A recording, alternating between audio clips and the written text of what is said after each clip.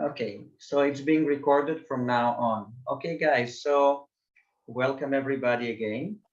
Before we start, I just want to say that this webinar has been organized by the Weekly Fasting Group.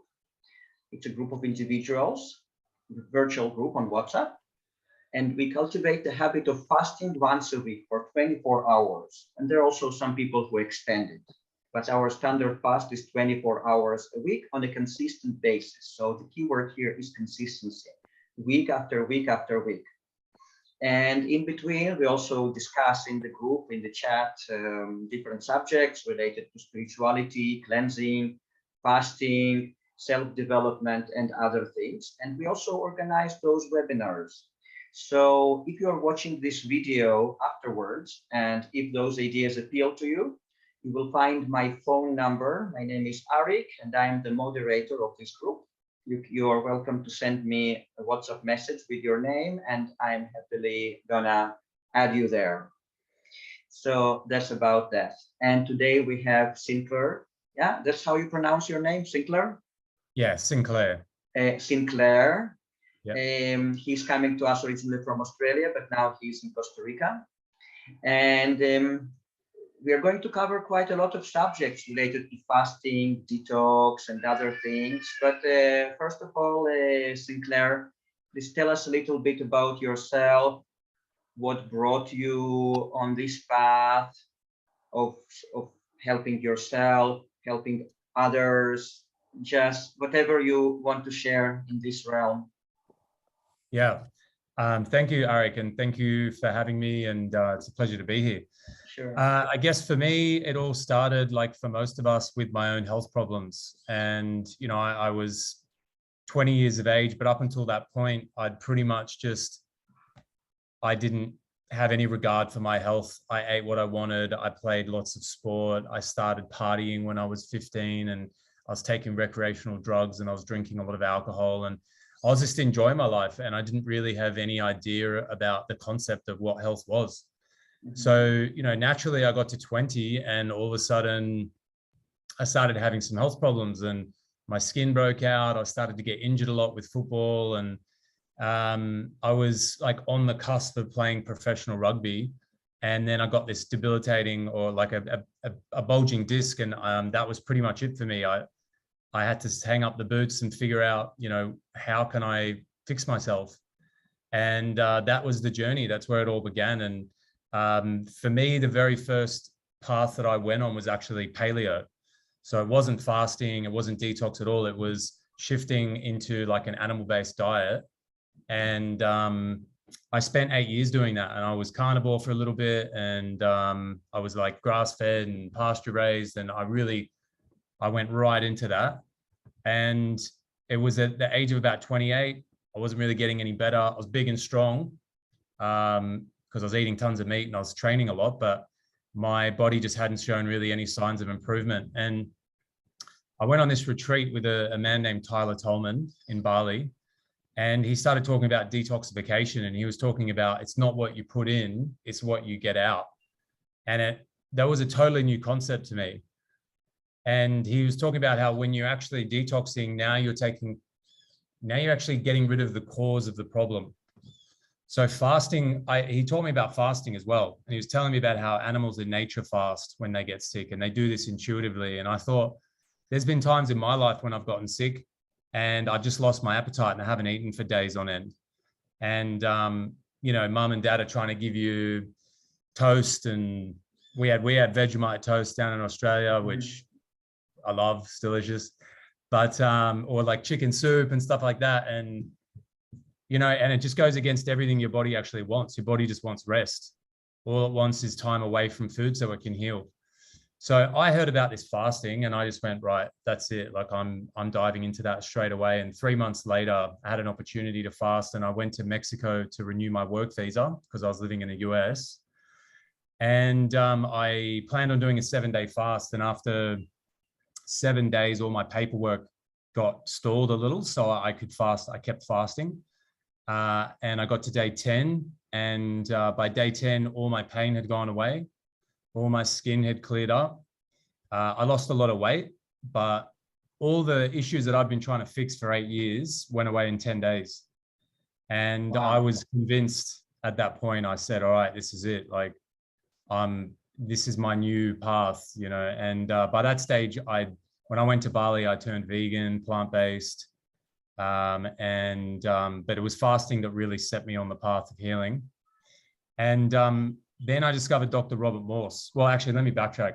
I broke that fast terribly, by the way. Broke it with an almond cake, broke it with fruit, and then an almond cake. And I was in so much pain. And I thought, what have I done? I'm in Mexico by myself. Like, I got quite scared, actually. But anyway, I got through that, broke the fast pretty poorly, if I'm being honest. Didn't really know what to do at that stage because I didn't have a guide or a coach. I was doing it all myself, which has pretty much been my entire journey.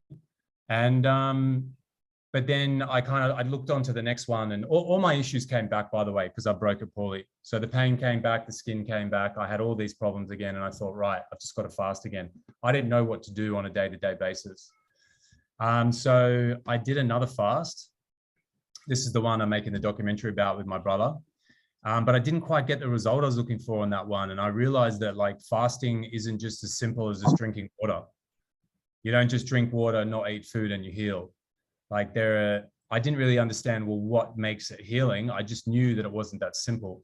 So I was having all these little experiences and these big experiences of fasting, and I was just learning a lot about my body and how the body responds to things and heals. And then I came across Dr. Robert Morse, and he taught me about the power of fruits and herbs and like regenerative detoxification. So the idea that like our body regenerates when it cleans out the chemistry that's causing the degeneration. And the chemistry that's causing the degeneration is the acidic chemistry that we accumulate. And I learned about kidneys and kidney filtration and the importance of cleaning out the bowels and like everything that I'd done up until that point and the things I was learning and what Dr. Morse was teaching me, it was just like light bulb after light bulb. And I was just thinking, okay, this isn't really complex. You know, our body, regardless of what we're suffering from, what our disease and title is, our diagnosis, there's a cause. And when we address the cause, the body will heal and regenerate. And the way we do that is through detoxification. And that's what fasting is. Like when we fast, our body goes through a rapid, deep level of detox. And we also go through things like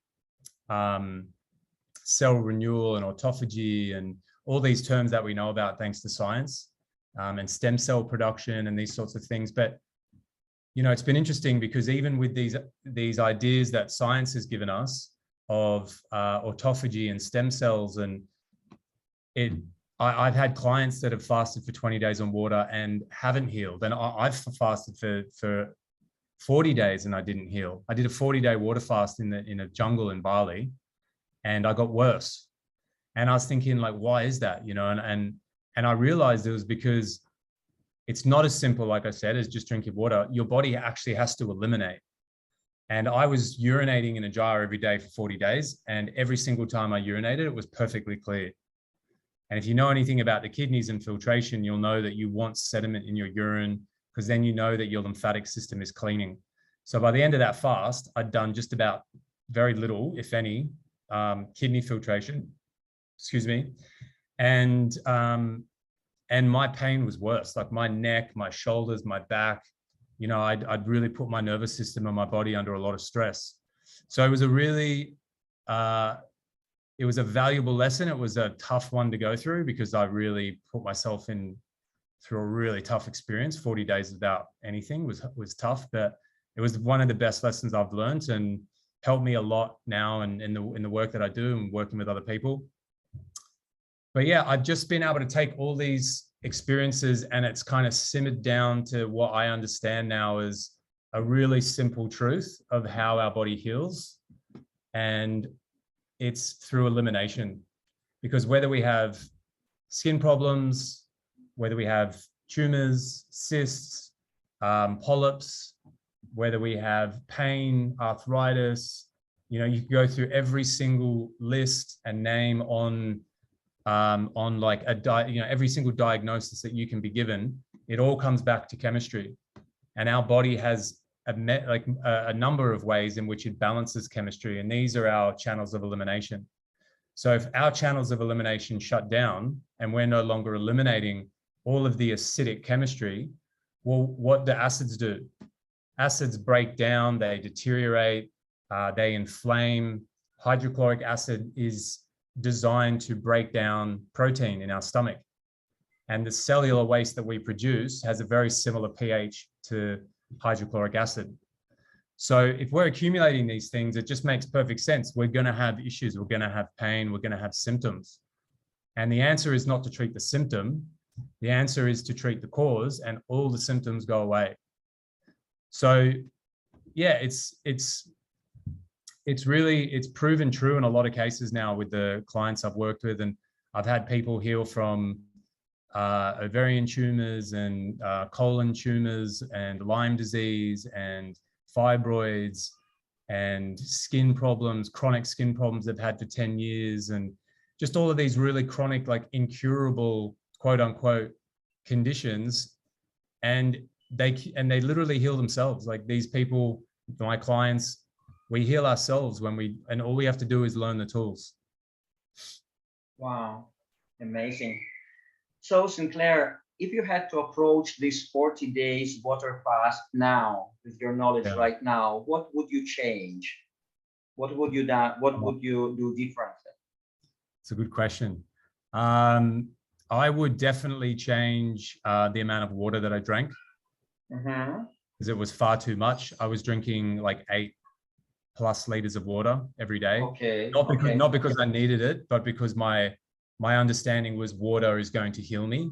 Yeah, that you need to flush. That you need to flush out things. Okay. Yeah. So how would you go about it today in terms of water? I would drink what I need when I need it. And that would probably look more like 1 liter or 2 a day, which to some people just sounds madness.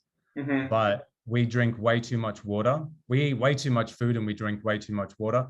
And the problem is all of that hydration, it puts a really big workload on the kidneys, because the kidneys have to process, digest all of the fluids, our blood and our lymphatic fluid, in the same way that the digestive system digests food. So we understand if we eat too much food, it's going to give us digestive issues. Well, if we drink too much fluid, it's going to cause a weakness of the kidneys. And we can see that because the more fluid you drink, the clearer your urine will run. And we think that's good. But if our urine is clear, where is all that cellular waste going? And the answer is it just accumulates. It builds up around our hips, around our joints. It builds up around the ovaries and the uterus, and it causes endometriosis and ovarian cysts and tumors, and it affects the menstrual cycle, and it causes colitis and sinusitis and tinnitus and every itis condition there is, because itis just means inflammation. So inflammation comes from the acidic side of chemistry. So I'm hearing these things, I'm just like, it's all just making so much sense. Okay, good. Hopefully it is for everyone else. Good. So you are saying that you would change the water intake. Would you change anything else now?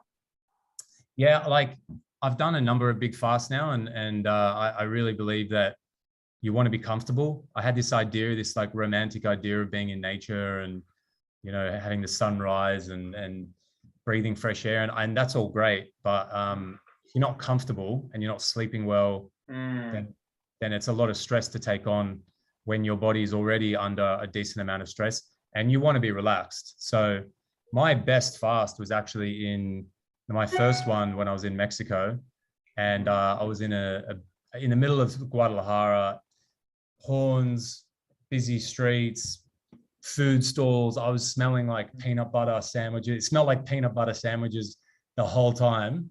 Okay. And which is kind of nice, but it was like maybe not ideal. But it was my best experience because I was relaxed. I didn't have any kind of expectations. I went into it just totally willing and kind of, you know, whatever came up. And I wasn't trying to be too intellectual about things. And every other fast I've, you know, like tested my urine all the time, or I've tried to make a documentary about it, and literally day 20, I'm with a cameraman and we're filming and I'm directing, and it's like, you don't do that. Like when you're fasting, you do nothing. Okay, very interesting. Okay, guys, do you have any more questions at this point for Sinclair? You can just unmute yourself and ask questions if you have any. If not, we will just proceed with the webinar.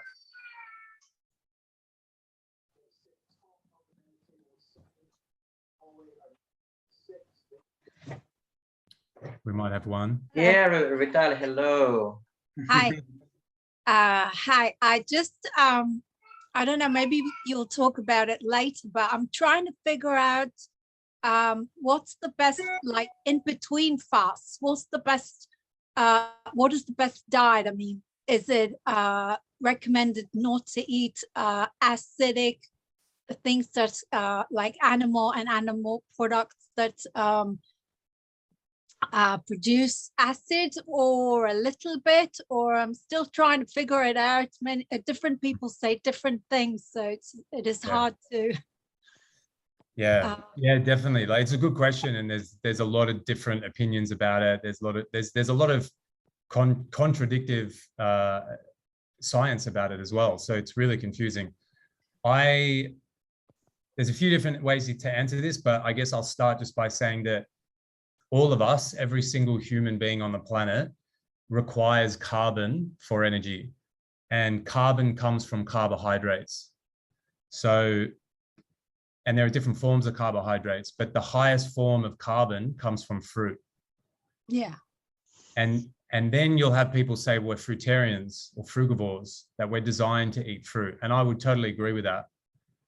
Based on our physiology and our anatomy, and based on my experience, based on what I've seen in terms of my clinical experience with clients, fruit is the highest form of energy, has the highest amount of electrical chemistry, and it also hydrates and cleanses the body. And the reason we get sick, the reason we have fatigue and digestive issues and every single problem that we get, every diagnosis and disease that I'm talking about, is because our bodies are not eliminating properly. And the food that we're eating is either hydrating and supporting elimination, or it's dehydrating because it's acidic and it's preventing elimination. So fruits are really the best food for us, but I'm not saying we all need to be fruitarians. I'm not a fruitarian, probably 90%, but certainly it's raw, plant-based, high energetic chemistry, I feel, is the best food for us in general, but certainly if we're looking to heal. Yeah, of course it is the best thing, but do you need anything else in addition, or this is just enough just to be fruitarian? Well, it's enough. It's enough because fruit has every single vitamin, nutrient, mineral that we need. You know, nature is very clever. Nature is designed to provide every species everything they need in the food that is designed for that species. So, you know, we're the only species on the planet that cooks our food. We're the only species on the planet that debates about whether we should eat meat or fruit or vegetables or keto, or we're too intellectual. Yeah, we lost our natural intuition and connection to nature. That's right. I mean, we don't know what we're supposed to eat. I mean, animals know intuitively what they're supposed to eat, and we have to think to figure it out. So it's kind of weird. And there's so much controversy over it. I mean, different people say that different things, so it's hard to figure out. Yeah, it makes sense that, like, because of the digestive system, it's like we're supposed to be eating fruits, but you know, many people say about the protein, about animal fat, animal protein. So I just want to hear different opinions to try to understand such a simple and basic things. What's the natural diet for human beings? And it's so many opinions. Yeah, well, we're just so disconnected from nature now and we rely on science, we rely on academics, we rely on other people, and it's like if we want to take care of our health, if we want to heal, if we want to feel vital, we need to take responsibility for our own health, and we need to become our own healer. And I say this all the time, and that's what fasting is. Fasting is taking accountability for our health. And you'll find that when you fast, when you go to break a fast, the only thing you're going to want is hydration. You're going to want fruit. Nobody breaks a fast and thinks, man, I want like slow roast pork or like a T-bone steak. You want like high electrical living chemistry, because your body's craving that. And when you have watermelon after breaking a fast, it's like the best. It's the best watermelon you've ever had. And every single time, even if you just don't eat until dinner, that watermelon is going to be the best watermelon you've ever had. It's always delicious. And it's like animals in nature are pretty much mono eaters. They eat one food predominantly their entire life, maybe one food group. And people are like, oh, how could you just eat fruit every day? It's like, well, how does a zebra eat grass all day? Like, how do all animals eat mono meals all the time? It's because that's what they're supposed to eat. And if we actually have a hunger for something, if you go a little bit without food and don't eat all day, which we're supposed to do, then you will have a hunger for fruit every single day. And it becomes a lot easier. Okay, and animals, that's true. Animals don't warm their food. They don't cook their food. They don't spice their food. They just eat it like that. And we're strayed away from the natural path. Exactly. And also, you mentioned water. We're not supposed to drink water I've noticed on myself, if you eat a lot of raw fruit and vegetables, you don't need water. Yeah, it's true. Like the more raw you eat, the more high fruit you eat, you just won't need water. I don't really drink water myself. If I eat cooked foods, I do, because I'll wake up in the morning like really dehydrated, so I'll have a bit of water. But I still consume a lot of water, but I get it from fruit. And fruit is the best form of hydration, because it's all the rainwater has to go through the earth back into the plant. It gets filtered, structured, energized, and it becomes the most hydrating fluid you can take in. So that's where we should be getting it from. And like we're not dehydrated because we don't drink enough water. We're dehydrated because we're holding on to so much acidic chemistry, which is dehydrating. And that's what's giving us dry skin, what's stiffening our muscles and our joints, and causing so many of our health concerns. That's the problem. So we need to get rid of that. And I've had clients who have had really dry skin, eczema, psoriasis. They've gone on a dry fast, 0 fluid, and their skin has healed. So how is that possible? It's because when they dry fast, they go through a deep, deep level of detoxification, and their urine, I could show you videos and photos of it because they send it to me, it's full of sediment. So this is the key. It's like clean out the body and the body will regenerate, and energy will return, and function and structure. And where our body is designed to regenerate in the same way that it degenerates. It's just we need to learn how to support it. Not to stand in its way. By the way, you mentioned kidney filtration. How do you? It's not easy to get to your kidneys to filtrate. I mean, yeah. How did you get to your kidneys to filtrate? It took me some time, but mainly because I had to learn through a bit of trial and error. But the best thing that I've seen across the board is dry fasting. And the reason is because when you dry fast, you give your kidneys the deepest level of rest that they've ever had. Because you think about it, how often do we go without fluid? Probably 12 hours maximum. And we wake up and we start drinking coffee, we start drinking juices, we have whatever, our morning routine is. So the kidneys are just working all the time, constantly.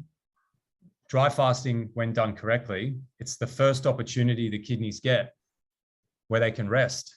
And rest always equates to healing, because when we rest, our body uses that energy to heal. That's why water fasting is so beneficial, juice fasting, because they're all different levels of rest.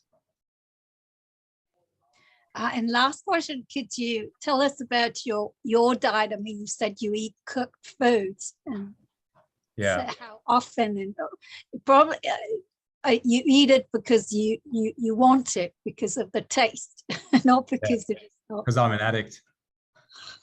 We all are. We're all addicts. Hate to break it to you guys, but we're all addicted to cooked foods. The only No, difference is Yeah. the only difference is that we know it. We that are we fast, we are Yeah. aware of it. People not, because it is a legitimate addiction. Food is a legitimate addiction. So people think, why it is natural to eat, but it's not. It's gluttony. It's about pleasure. Yeah, it is. And there's nothing wrong with that. Like, pleasure's fine. We should seek pleasure. But the problem is, if we're suffering, if we have disease, sickness, pain, and we need healing, then we need to understand that cooked food will never give us the healing that we're looking for, because there's no detoxification with cooked food. There's no energetics with cooked food. It's not what we should be eating in the first place. In fact, cooked food is what caused our problem in the first place. So how do we expect to get better when we're still eating the very thing that made us sick? So why do we enjoy it so much if we're not supposed to eat it? Why is it so tasty? Why is it so pleasurable? Because we have so much suppressed emotion that when we go to raw and we go to fruit, all of this starts to stir and we start to feel. And a lot of us don't want to feel. And cooked food brings us back down to a comfortable place. It gives us a hug. It gives our soul a hug. It's warming, it's grounding, it's comforting, but it's not healing. And that's the problem. And we have parasites that we've brought into our body because of the food we've eaten. We have fungus that we've brought in because of the food that we've eaten. So we have microorganisms that love these foods as well. And when you get rid of that stuff, like I've had dozens and dozens of parasites come out, and I was a big meat eater, like I said at one point. I have no desire for meat anymore. Like, I smell it and it kind of doesn't do it for me. And by the way, I got nothing against anybody who eats meat. I'm not here to tell anybody what they should do. I'm here to help people if they need help and they want my help. But this is why we're addicted to these foods, because we're not designed to eat them. That's the truth. That's why it's an absurd. We really enjoy them. Why do we crave them? Why do we enjoy them so much if we're not supposed to eat? So anyway, condition, also psychological, both psychological and physical addiction. You started saying what your diet is, like what? Yeah, I eat predominantly fruits. It depends where I am. Like here in Costa Rica, I've just been like chowing down on papayas and oranges and pineapples and all the stuff I can get here, and I feel amazing. Like, I really do. I feel great on it. And but ordinarily it's like fruit all day, and then I'll have a salad in the evening, maybe some cooked food. But I don't eat vegetables and cooked foods for any nutritional benefits, because I look to get all my nutrition from fruit. And then when I want to have a salad, it's because I'm socializing, or I just want to have like I just want to have that. Salty yeah, I want something salty. I want the texture. Yeah, exactly. Mm-hmm. Okay, cool. Yeah, now we have a question from Sunita. Thank you very much, Sinclair. Yeah, thanks for the questions. Sunita, please unmute yourself and ask your question. Can you hear me? Yep. Hi. I just wanted to know, are you, I mean, you said you sometimes have vegetables. Do you also have like green leaves and all, and are you worried about the phytates and the oxalates from them? Because sometimes they say that you have to have low glycemic, or you've got to be worried about the oxalates for kidney stones and all that. Does that also, you take that into account, or you just eat anything and everything with regards to the fruits and vegetable and leaves family? I definitely do take it into account. I don't go as deep and specific about the chemistry of vegetables and oxalates and these types of things that are pretty common in the natural world. But I listen to my body, and if something doesn't feel good when I'm eating it, then I'll avoid it. So generally, when it comes to vegetables, I don't eat the high oxalate vegetables, the dark leafy greens as much. I'll stick to the easy to digest, more like softer lettuces and cucumbers and peppers, and but I try to keep it really simple, to be honest, because I've just noticed that with myself, the simpler I keep it, the lower in fat that I keep it, the lower in nuts and seeds. My body really doesn't like nuts and seeds at all. I just feel much better, much more energetic. My bowels move really easily when I'm high on fruit. And like I said, if I'm having a salad, it's not because I'm like, oh, I need to get my, my greens in, and I need chlorophyll, or I need any of these kind of specific nutrients that greens provide, because I believe I'm getting the highest form of nutrition from fruit. So salads for me and vegetables and cooked foods are just a way for me to enjoy something a bit different.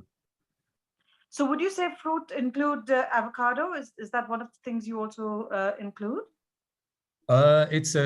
Technically it's a fruit, but when it comes to healing and energy and digestion, it's not the ideal food. And I'm pretty sparing with that as well. So your ideal is what? Generally the watery fruits, the watermelon, the melons, the oranges, stuff? Yeah. If you're looking for healing, that's where you'll find it. And if you're looking just to feel really good, have lots of energy, and you eat those foods predominantly, like those kinds of fruits predominantly, especially in the daytime, and you eat whatever you want for dinner, but if you eat those fruits in the daytime, you're going to feel the benefits and the power from those foods, for sure.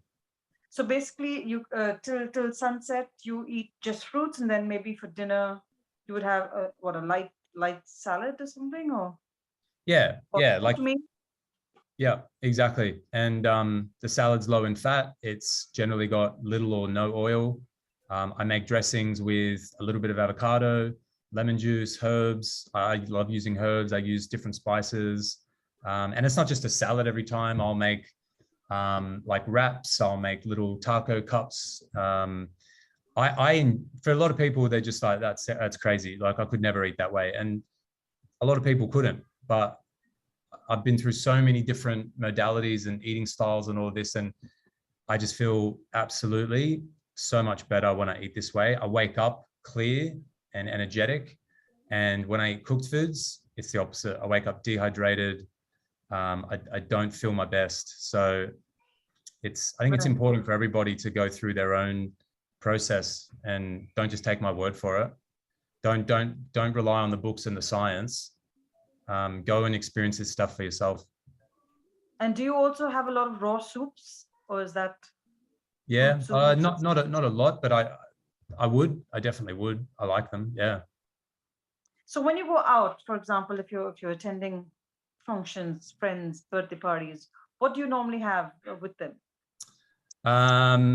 Depends what kind of day you get me on. If I've got the willpower, I'll have like if I'm being good, I'll have like a salad or something. If I'm not, then I'll do my best to kind of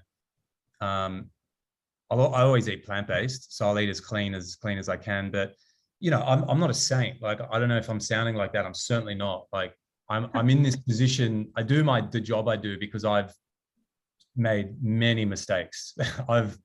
The wheels have fallen off the wagon many, many times. So, like, yeah, I do my best. And when I'm out, I know that.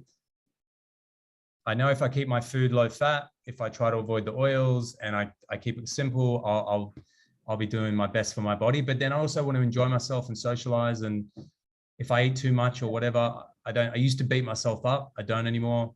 Now it's like, I get on with it. I enjoy the company. I enjoy the experience. And the next day I give my body a rest. I'll digest it. I'll eliminate it, and I'll feel better again.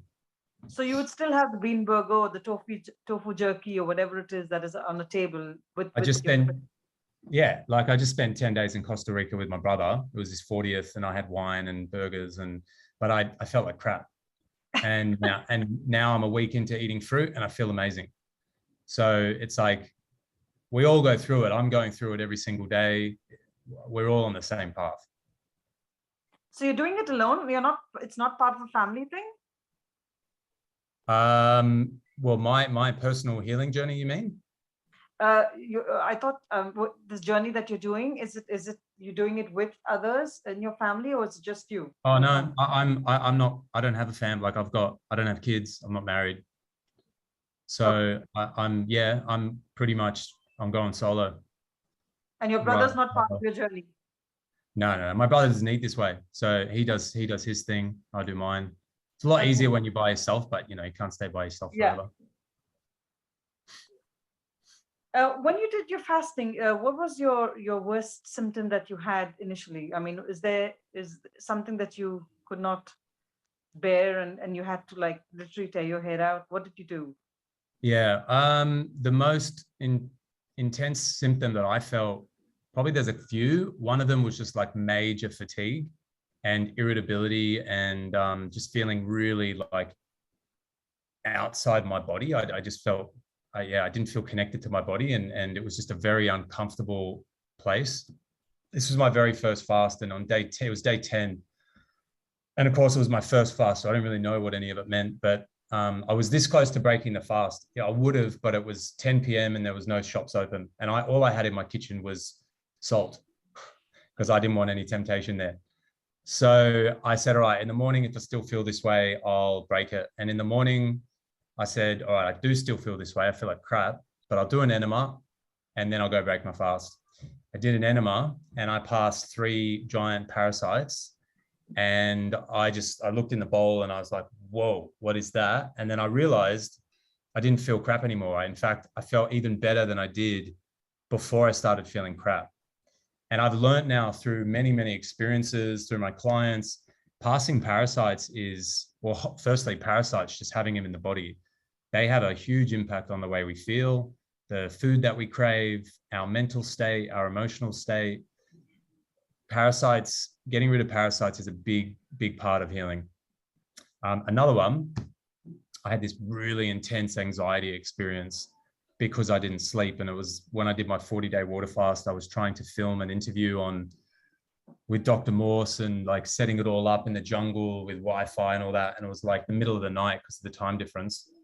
And my heart was just like beating through my chest and I couldn't sleep. So I missed a whole night's sleep.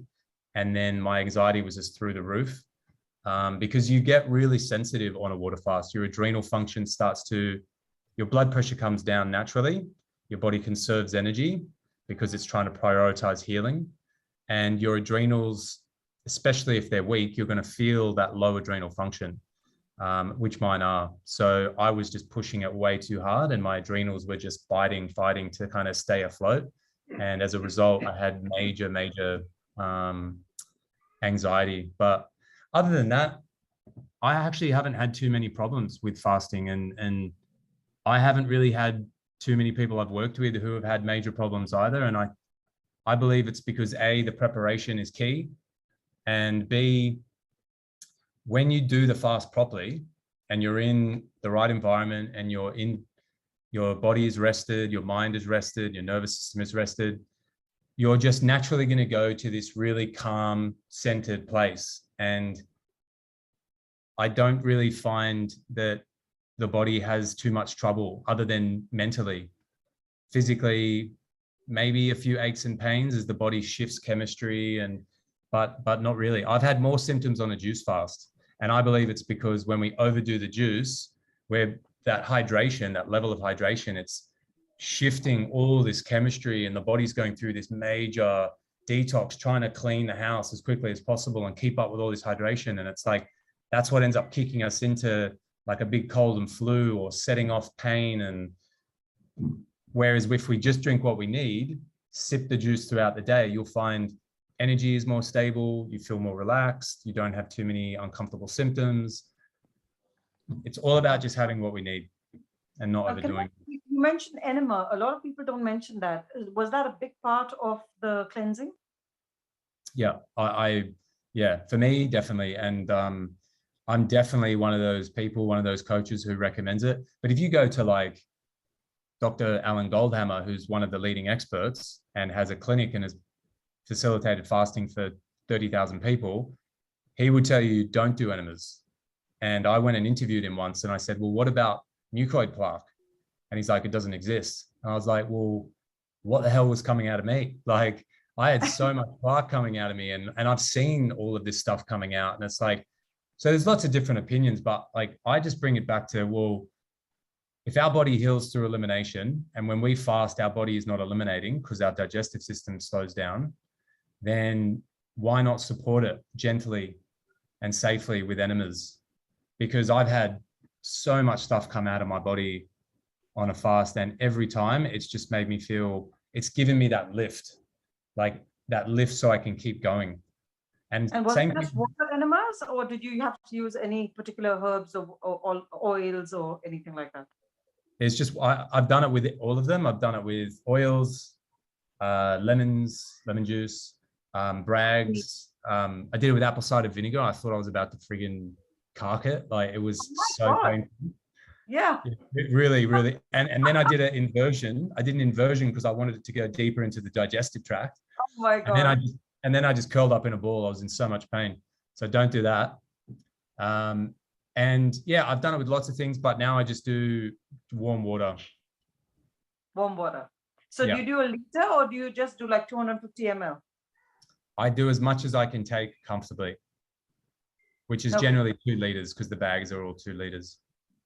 You do 2 liters? Oh my gosh, that's quite a bit. Not always. Like, if I can, I do. But if I can't, I'm not going to like strain and push it. I'll just take what I can, and then I'll release, and then might go back and do it again. All I'm looking to do every time is just have a decent release, because I know if I have a good release, I'm going to feel way better. My mind is going to feel clearer, because our mind and our brain is directly connected and related to our digestive tract. And I know that my energy is going to feel better because I'm releasing that cargo, that weight, that heaviness that I'm holding onto, that is the waste. It's the stuff our body wants to get rid of. So, yeah. And when you do the enema, first thing in the morning on an empty stomach, right?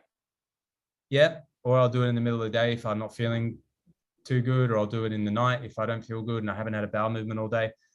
Every time's different. I just listen to my body. Wow. Sinclair, so do you do enemas even on regular days, not necessarily when you are fasting? If I'm constipated, yeah. And that's generally because I'm eating too many cooked foods, or like I'm traveling or something, whatever reason. Like, if I haven't had a bowel movement all day, that's way too long for me. I know that I know that's going to be affecting the way I feel and the way I think.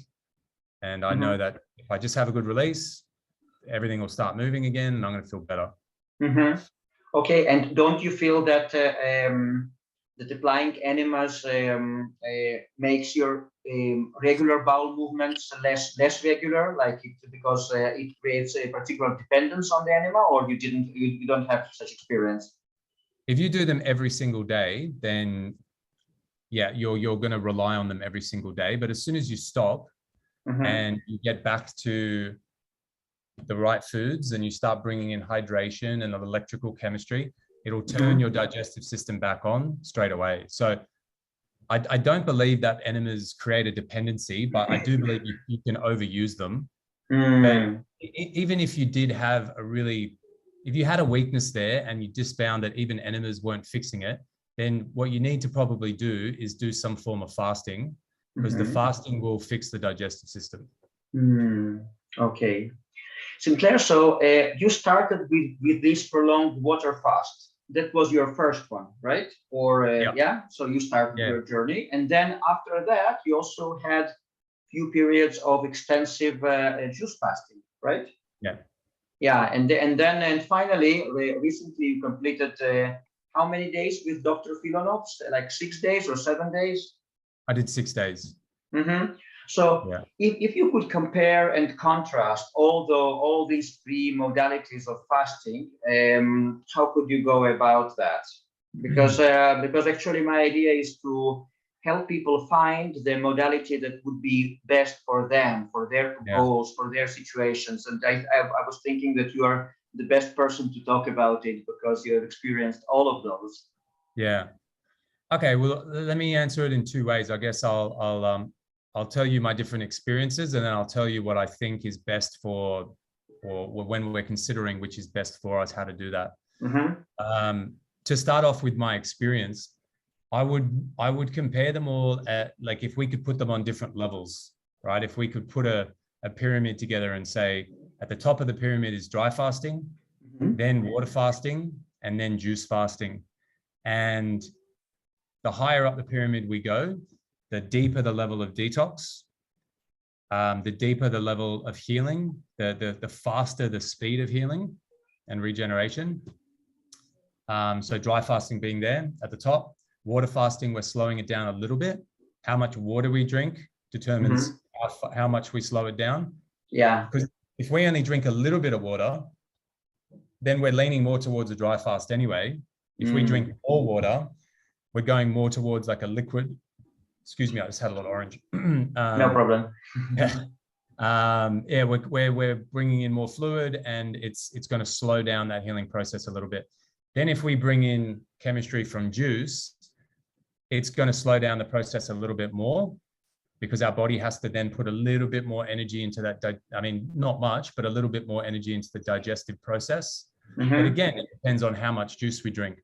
So the way I would compare them all is I would look at them as different speeds and different levels of detoxification. And I say that word detoxification with intention, because that is how we heal. And we use all these different levels of fasting to bring about different levels of detoxification. And the more we detox, the more we heal.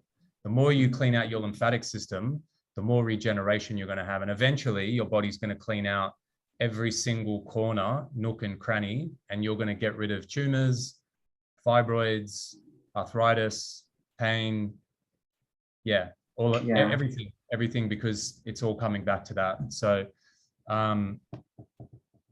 yeah, I would say that when it comes to the experience, like dry fasting has been, the 6-day dry fast I did was the most challenging one I've done, much harder than the 40-day water fast, because mentally it was really challenging. I was really thirsty. I was like, every single minute of the day for at least 3 days, from 3, 4, or from 4, 5, and 6, I was thinking about water and like daydreaming about the river that was down the road, and like I was on an orange grove. So there was like oranges and grapefruits, and like, I love those fruits. So I'm just thinking, man, like how good would those be right now, you know? And, you know, so you're just fantasizing about this stuff. So it becomes such a mental game, because physically, like I was like, all right, I don't feel great physically. I had energy, by the way. Like I went for a 3-hour walk on day 4. So, you know, and everyone I was with, even on day 8 and 9, were going for big walks.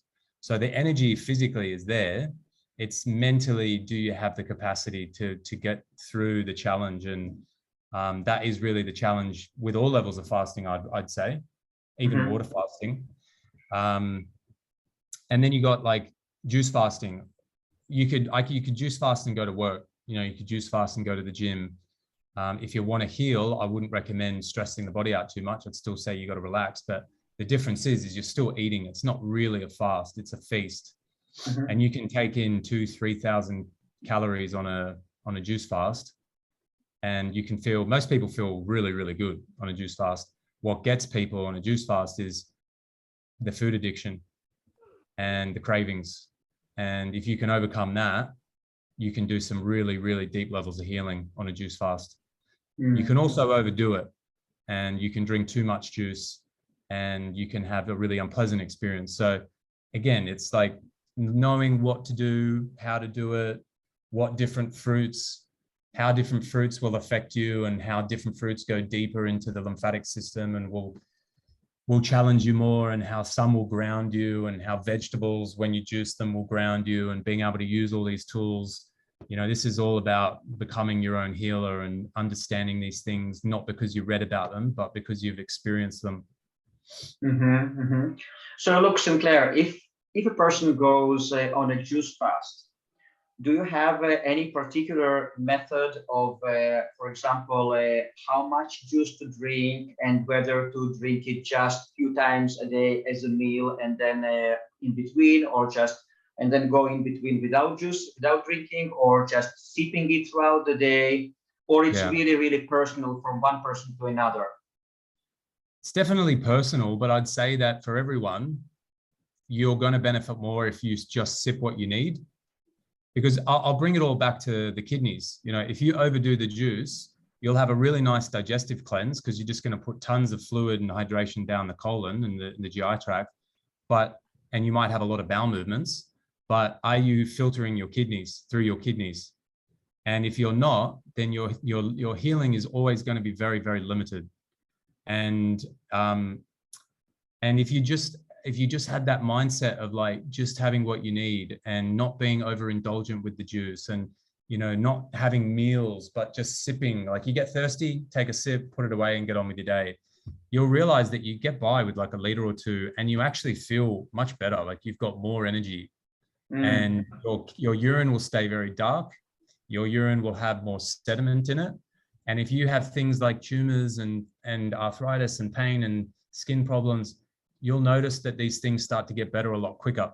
Whereas if you drink too much juice, your skin will break out, because all that hydration in a body that's already struggling to eliminate, your body's just going to push it out the skin, which it's already doing. So it's really important we understand how to go through if we're going to put ourselves through these experiences, which are tough, we should really understand and know what we're doing, because then we don't have to do it over and over and over again to get it right. We can get it right the first time. Wonderful. Okay, guys, do you have any more questions? We have something in the chat, but if you have any questions, just unmute yourself and ask.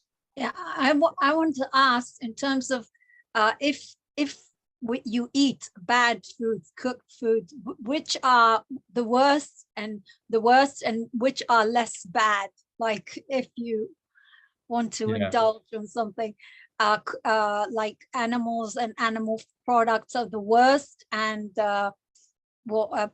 cooked plants, legume and rice and beans are less bad? Or how do you? I would say that dairy's at the top of the list. Dairy is the most mucus forming. Most people eat dairy and they get like mucusy nose. Okay. And it's like the body's telling you immediately, like that's a really acidic food. And then I would put all animal foods under that, to be honest. I'd say like meat in general. Meat is high in protein, right? It's not all protein, but it's high in protein. And our body doesn't actually want protein. It wants amino acids. So we have to break that protein down, which is very costly to our digestive system. And then we use those amino acids for various things. But that process that we go through when we break down protein leaves acidic chemistry. And that acidic chemistry has a degenerative effect on our kidneys, on our digestive tract. It acidifies the blood. And then our blood or our body has to pull calcium from connective tissue. It's called the calcium buffering system. And it takes all that calcium to balance the pH of the blood. And what happens is we pull all this calcium after years and years and years and years. And then we get weakening of bones, teeth, nails.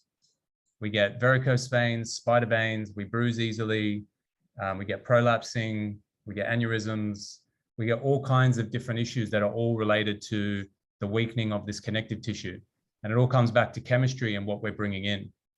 So the best way to eat any animal products is raw, to be honest. That includes fish. I mean, yeah. Raw fish is not that bad. Well, raw fish definitely digests the easiest. My issue with raw fish is like the parasites, because I've looked at just the parasitic the amount of parasites in fish and like marine life, and then the microplastics and the pollutants in the water. And So I'm just like, look, do we need fish? Do we need animals to thrive? No. Like, do we need them to heal? Absolutely not. Like we want to get away from that chemistry, and we want to get into hydration and alkaline chemistry and elimination. So if we eat those things, we do it for pleasure. And then we cook them with a mindfulness. We cook them very gently. We slow cook them. When I was paleo, I slow cooked everything because I learned about how not to denature the food I was eating. So I'd slow cook, you know, pork shoulders and lamb roasts and all kinds of stuff in the oven. And you'd come home and the whole house would just smell like Thanksgiving, like it was amazing. But Sinclair, yeah. but I just want to clarify this term. Slow cooking means like a simmer, like for example, if you boil something, you just simmer it or something like that, or just very low heat, or what does it mean, slow cooking? It's the least amount of heat that you can apply to something and cook it over the longest period of time. So in the oven, put it at a really low temperature, and you might cook it all day, or you might cook it all overnight. You might do like a really slow braise, like a slow simmering soup, that kind of thing. Steaming. Okay. I much prefer to steam things. I'll steam my veggies, sweet potatoes, all that kind of stuff. I don't really like, if I'm cooking for myself, I don't roast things with oil or fry them, you know, because you just feel it. You feel the difference when you eat things that have been cooked really gently, and without fat. They digest a lot easier, and it's not so taxing on your nervous system to digest these things and your digestive system. Okay. Yeah. Sinclair, and we have a question here. Okay, Rebel. Just finish your question. So you're saying that legume and starch are the least harmful, like better than animal and animal products? I would probably put them underneath, but to be honest, they wouldn't be too far. They wouldn't be too far below, because rice, beans, they're still high protein. Like beans and lentils, they're high protein. They've got a lot of phytic acid. They don't digest well. They're sulfur foods. If we have a lot of sulfur from antibiotics and pharmaceuticals, you're going to get gassy and bloaty. You're going to have a lot of pain if you've already got pain in certain areas of the body. They're more inflammatory foods. So again, you're eating them because you enjoy them, but if you want to heal, if you've got things that you're working on, you know, there's really little place for those kind of foods, unfortunately, especially if you've got candida and fungus. If I want to indulge to enjoy myself once, so which is the least the least harmful, like you're saying, legume and like potatoes? I would go with like probably lentils. Sprout your lentils, really easy to do, and then you can steam them, or then you can boil them, and they'll digest much easier, or just throw them in a salad raw. Sprout your beans, your nuts, your seeds. You activate them by soaking them in water and dehydrating them, or soaking them in water and then throwing them in a smoothie, or not a smoothie, like a dressing or something like that. And eggs and dairy products, you don't recommend? I don't eat those things. No. I can't really help you there because I don't eat them, so I don't know. Okay. Thank you very much. Yeah, no worries. Okay, Sinclair, we have a question from Murali Krishnan. Yep. He says he completed. Just a moment. Murali, would you like to unmute yourself and just ask the question? If not, I will read it from the chat, but you can just unmute yourself. Hi. So actually, we had completed a 43-day fast, a water fast, and with the lung cancer, it got increased instead of decreased. So we are surprised as to why this is happening, because our fast was very much on track, and it was only with water, and at max we had lemon water, but otherwise nothing else was consumed. Yeah. Okay, so this is going back to what I was saying before about it's not just as simple as drinking water, because you can drink water and fast, and if your body's not eliminating, then you can actually make the problem worse. Like I had a client who did 20 days on water and her tumor got bigger, And this was years back when I really understood the importance of kidney filtration and how to support the kidneys during a fast. With her, it just came down to too much water, not enough kidney filtration. And this is why dry fasting really is the pinnacle. But yeah, I would say that the individual you're talking about still would have experienced some levels of healing. So don't think that it's all in vain. But the issue is the level of kidney weakness that they currently have is just too deep, and the amount of hydration and the workload they were giving their kidneys was too much. So it is individual. We need to understand our own levels of weakness, and we need to understand how to support our bodies if we're going to go through these levels of fasting. We really need to be guided. Like, if you're going to go through some of, and maybe you did, maybe you were, and maybe the guide just didn't know about this, but it's not something you want to get into by yourself, personally. But yeah, I would say just stay on the path. You know, for this individual, it's you know, go back to kidneys, go back to the best things to support the kidneys, and it's everything I've been talking about. It's fruits and hydration and fasting the right way. You know, being really conscious of how much hydration you take in, even when you're not fasting. Me now, like, I'm still regenerating my kidneys. I don't drink water. I eat fruit. Like today, I've eaten 4 oranges before I got on this call. And I'll probably just keep dry fasting till dinner, and then I'll have a giant papaya. But my urine stays very dark. It stays not a lot of sediment, but I filter every single day. And I know as long as that's the case, that I'm on the right path. As soon as I jump into drinking lots of water and I eat way too much fruit, or I'm just overdoing it, not only does my kidneys start suffering and my urine starts running really clear, but I feel slower, more tired. I wake up feeling sluggish, because it's all about energy. If we're bringing in just enough and we're eliminating really nicely, we'll stay at a high level of energy. But if we're bringing in too much, even fruit, then that's going to affect our energy. Everything we bring in affects our energy. Every bit of food, everything we think, our environment, the people we surround ourselves with. You can go pretty deep with all of this, but if we just focus on the food to start with, then, you know, we can see some really great results. Okay, Does that help? Yeah. Sinclair, can I ask you something about urine therapy and what's your views on that? And did you have coconut water as well? Did I have coconut water? What, sorry? What's your views on urine therapy, and did you also have coconut water as part of your juices? Okay. Okay, so urine therapy I've never done. It comes up a lot. I'm certainly not one of those people who's like, it's madness, we shouldn't do it. And I'm never going to say that about something I've never done, because a lot of people seem to have a great experience with it. My perspective is that it's not necessary. But if you want to do it, go for it. You know, if you want to try it, go for it. I don't think it's unsafe. But if you're filtering, can I share my screen, Arik? Yeah, absolutely. Just a moment. Thank you. Sure. Rain. Yeah, now you can share. All right. I want to show you guys what I mean. So when we're talking about kidney filtration, you know, if your kidneys are filtering, it's very, very obvious.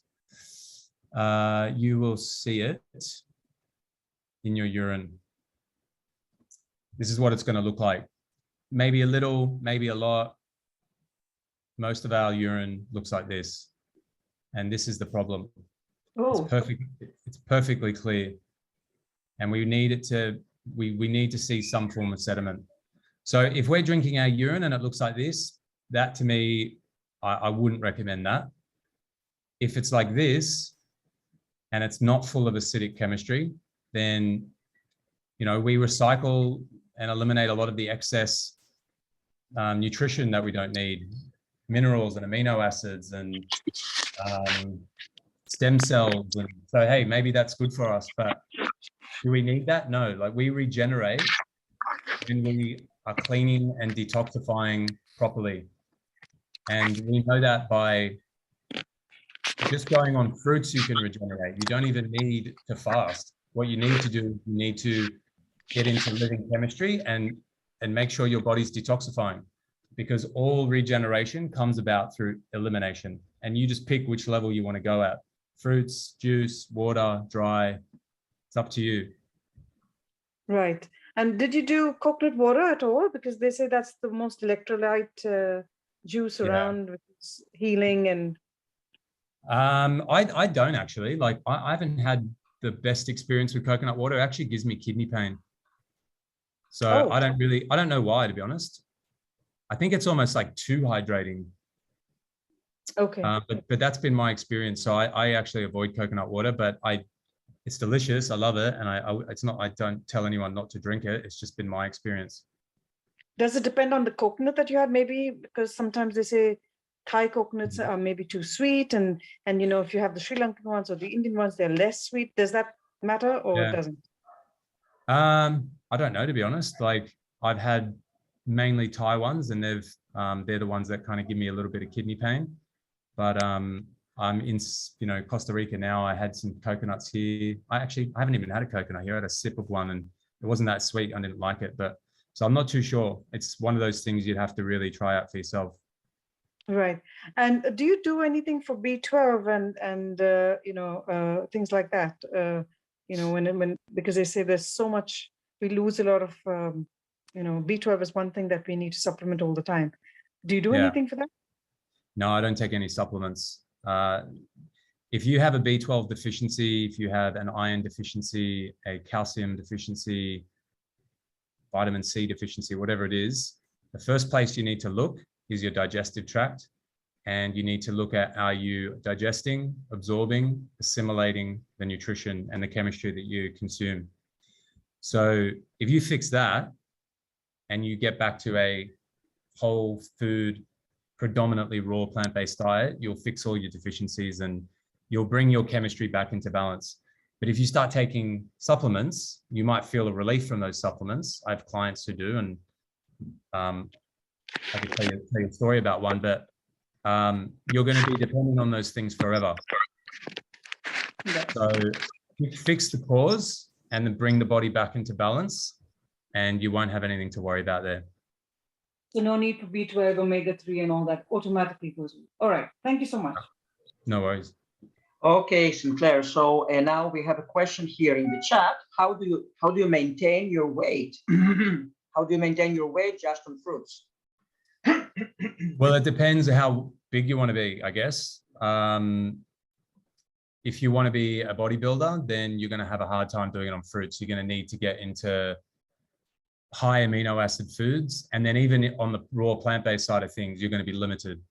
So if you want to be a big person, then you might need to eat meat, but it just comes down to what your goals are.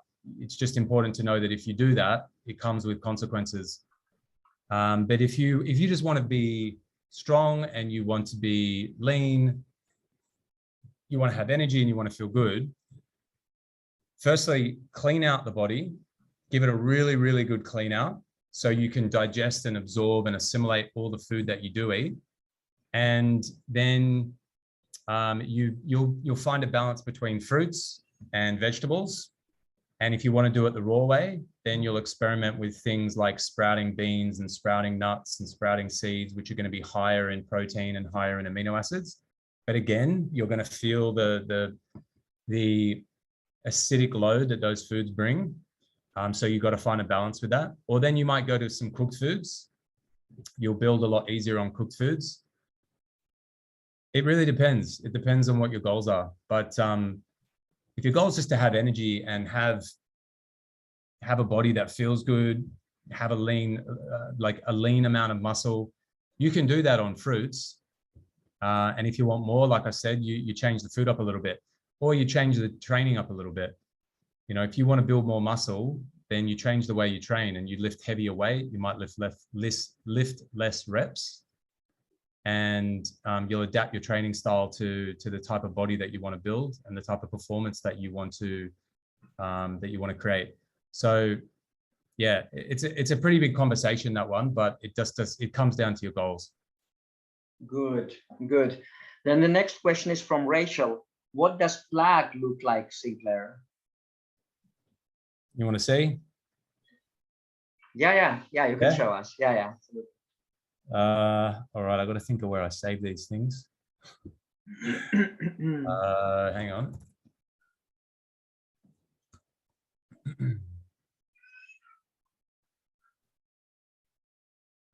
Damn it. I thought I had it saved. I'll just look it up. I'll Google it.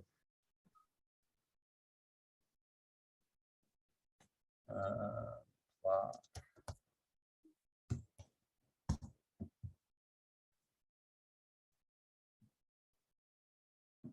This is what it looks like.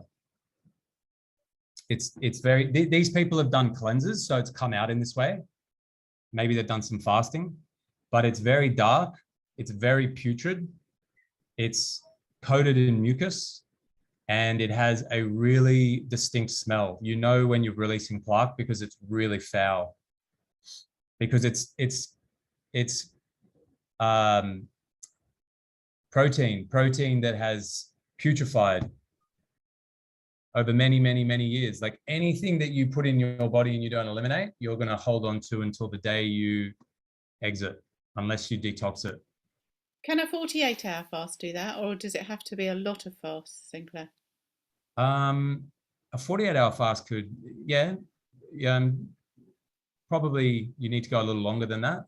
Okay. You need to hydrate, like you really need to hydrate. The thing is with dry fasting is it's not great to clean the digestive tract. That's why anyone will tell you, any coach will tell you that knows about dry fasting, you really need to clean the digestive tract first, and water fasting.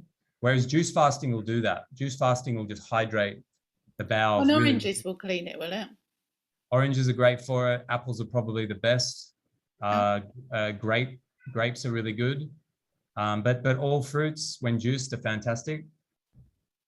I'll get rid of that. It's kind of gross.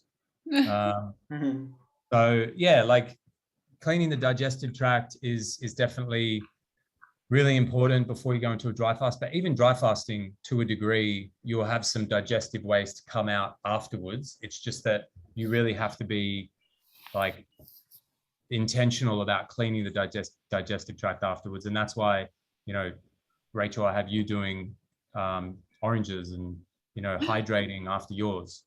Yeah. So Rachel just did 48 hours, guys. So let's all give her a wow, amazing. Well done. Yeah. But I had some nasty stuff come out of me after the 48, and it's still coming, and it's absolutely horrid smell, which I've never had before. Yeah. But it doesn't look that color. Yeah. Rachel, did you do enema, or it just came out naturally? I was asked, Sinclair asked me to do an enema, but I'm so knackered I didn't do one. But I'm going to do one tomorrow morning. It's coming out. But I've own, been to the toilet throughout today, even though I was on my 48 hour. Yeah. So it was 48 hours dry or 40 hours? Dry. Yeah. I want the fast lane because I'm healing from cancer. Okay. Okay, Sinclair, now there is another question. Can you also clarify the sugar in fruits? Yeah. Okay, so fruit is very, very high in sugar. And our body, and that's a good thing, and that's why we love it, because our body runs on sugar. So every single cell of our body uses carbon from carbohydrates and oxygen, and it creates ATP, which is our energy factors, ATP, ADP, and AMP. So starving yourself of sugar is like starving yourself of the highest form of fuel that we can take. You know, yes, we can survive and feel good on fat, but that's the backup source. And our bodies aren't designed to go into ketosis through our diet. They're designed to go into ketosis through fasting. When we don't eat, we break down fat for fuel, but we've gotten too intellectual and decided that we'll do it by eating a high-fat diet. But the only way to eat a high-fat diet is to eat a high-protein diet, unless you do it the plant-based way. And protein is highly acidic. It weakens kidneys, weakens digestive tract. So it comes at a cost. So sugar is the #1 fuel, and it's full of electrolytes. It's full of vitamins and minerals. It's everything that our body needs. And that's why when we eat fruit, we feel amazing. We might go through a little bit of a detox, but you go through that detox and you'll feel incredible afterwards. You know, you'll start healing because the body will start hydrating properly, energizing properly. And so we've been brainwashed, honestly, brainwashed to be scared of fruit. I have diabetics who go on only fruit, and the reason, and their blood sugar comes down every single time. It might spike a little, but then it comes down after a matter of days. The reason is because fruit and fructose doesn't require insulin. It's uptaken into the cells via a process called diffusion, and that happens very, very easily. It's an easy process for our body to go through. And that's why when you eat fruit, you don't feel sluggish and tired, and you're like, you could go for a run, but you eat steak and potatoes, nobody's going for a run around the block after steak and potatoes, but you have watermelon, mango, papaya, you'll probably have a really good bowel movement and you'll feel even better. Your mind will feel clearer and you'll have a lot of energy. So yeah, we need to let go of the fear of fruit, and we need to understand that fruit is, when we're in the tropics, which is where we came from, you know, we migrated from the tropics, and that's why we had to cook food and hunt animals and things like that. But we migrated, or we evolved in the tropics, and fruit, when we're in the tropics, it's everywhere. We see it, we smell it, we're attracted to it, we love the taste of it. We've got fingers and hands that are designed to peel and eat fruit. We've got a digestive tract that's designed in such a way to digest slowly, because we want to digest everything out of the fruit, whereas a carnivore will have a very fast digestive, a short and fast digestive tract, because meat putrefies, and we don't want putrefaction or fermentation in the digestive tract. So yeah, don't be scared of fruit. Fruit is there.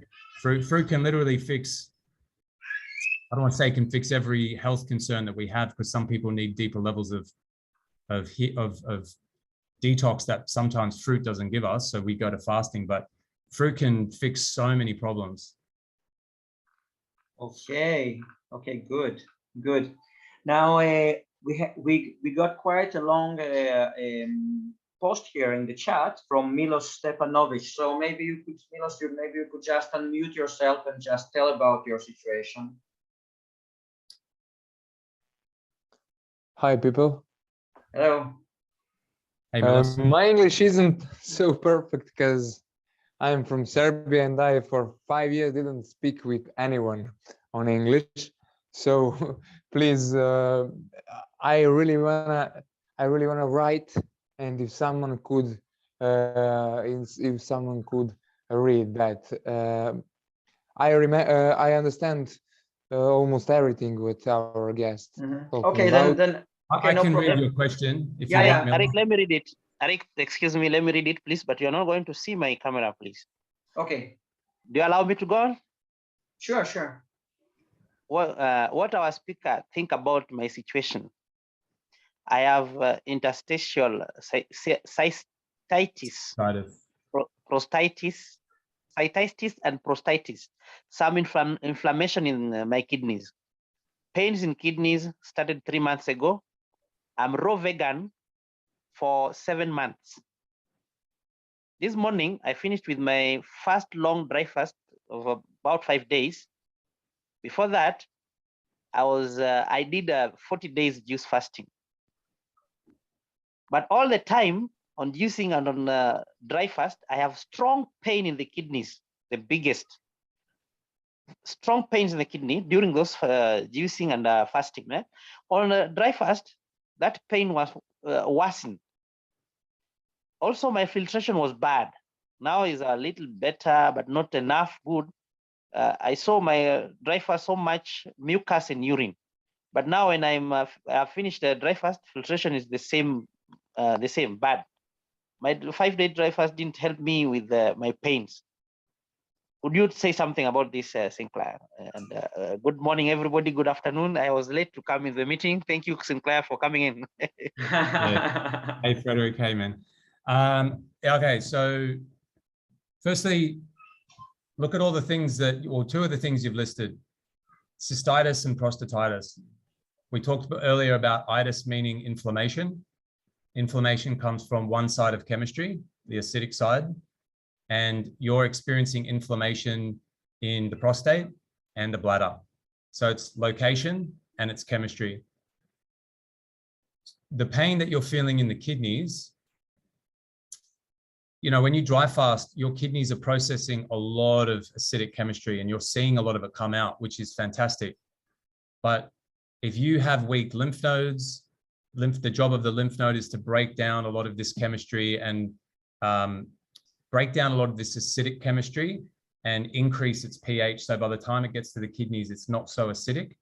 But you might have a weakness in that. You might be, I mean, you are, it sounds like, dealing with a lot of acidic chemistry, and the kidneys are, you're experiencing kidney pain.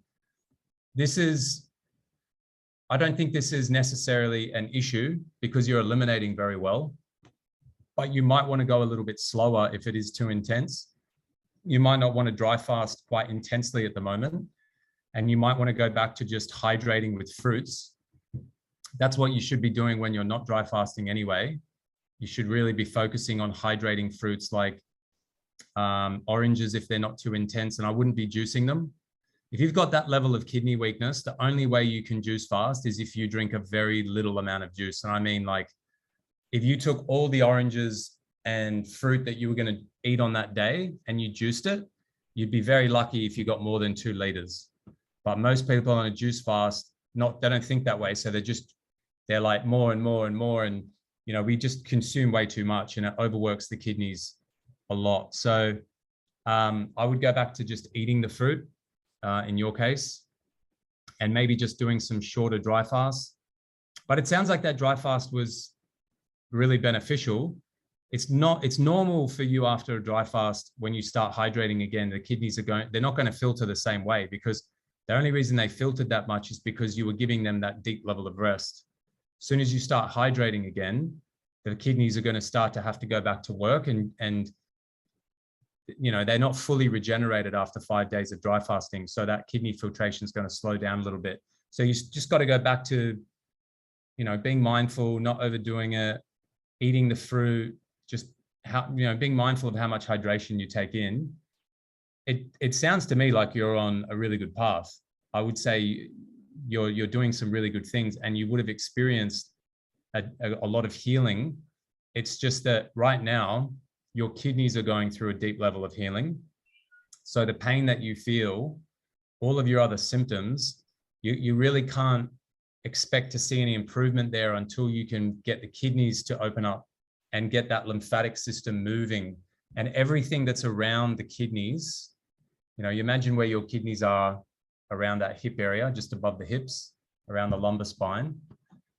Everything that's closest to the kidneys will heal first, because that's the doorway. So adrenal glands sit right on the kidneys, and it's for a reason, because they're so important, and they're one of the things that will regenerate first. And they need to regenerate in order for kidneys to filter, because they control the kidneys. So everything around the kidneys, your bladder's not too far away, your pancreas isn't too far away. Give it time. You'll see improvements. You might already see improvements in your blood work if you get your PSAs tested. But just give it time. You're on the right path. Just keep thinking back to what you're not doing when you're fasting. Get away from proteins, get away from high inflammatory foods, get away from foods that drain your digestive tract, that aren't hydrating. Stay on fruits. Keep incorporating short dry fasts. It's all about kidney filtration. Clean the digestive tract, get the kidneys filtering. I think I answered all that. Yeah. Yes, one question more, shortly question about tea from Chanca Piedra. What do you mean? Good support for kidneys? Do you hear for that tea? What's the tea called? The name of tea is Chanca Piedra. Stone breaker. A kidney stone breaker. Yes, that is a translation of the original name. So I just want to know, did you ever heard for that? I've never heard of it actually. I've never tried it. So, you know, if you want to break up kidney stones, I'm sure there are really good herbs and teas you can use.